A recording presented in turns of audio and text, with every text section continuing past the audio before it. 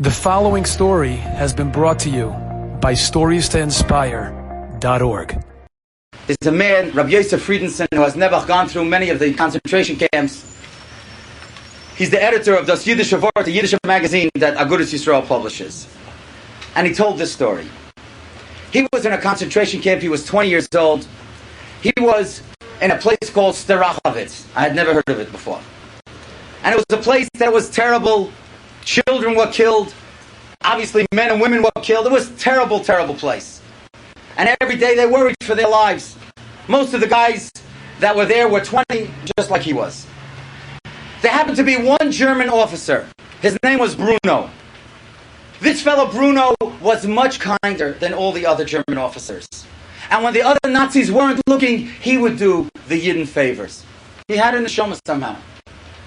But they always feared him because he was a Nazi nonetheless, and you never know what could happen with a person when he could lose it.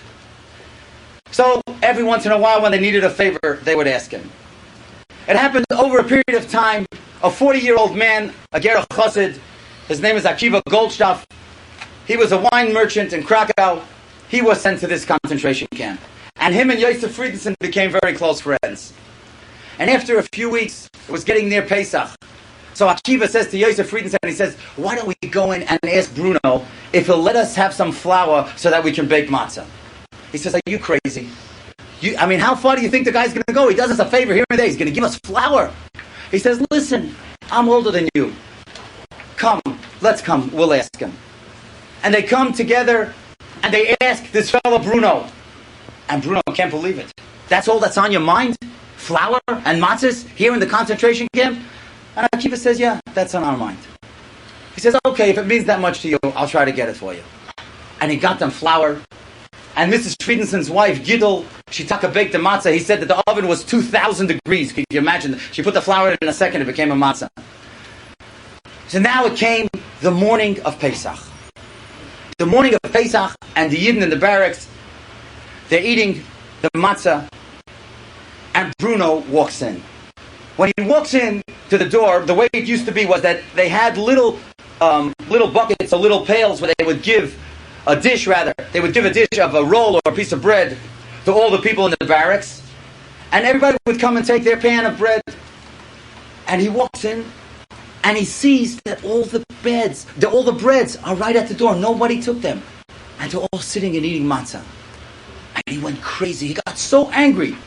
And he started yelling, your God has forsaken you, and you're still loyal to him. And everybody froze. Because that's what they knew. They knew that deep down he hated them.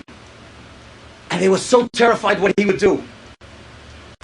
And then no one is moving. And he walks over to Akiva. And he says, has not your God forsaken you? And Akiva says to him, not totally and not forever. And Bruno yells, not totally? And Akiva says to him, you let us bake the matzah, didn't you?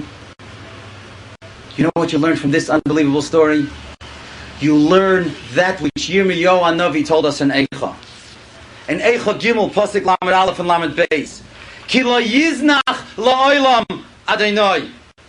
The Rabbi Shalom does not reject us forever. Ki im hoiga, he does afflict us. But at the end he pities us. The Eibishter does have Rahmanas on his Klal Yisrael. I would like to encourage once again all of you to go onto that website, StoriesToInspire.org. You will be inspired by the great stories that are right there for all of us.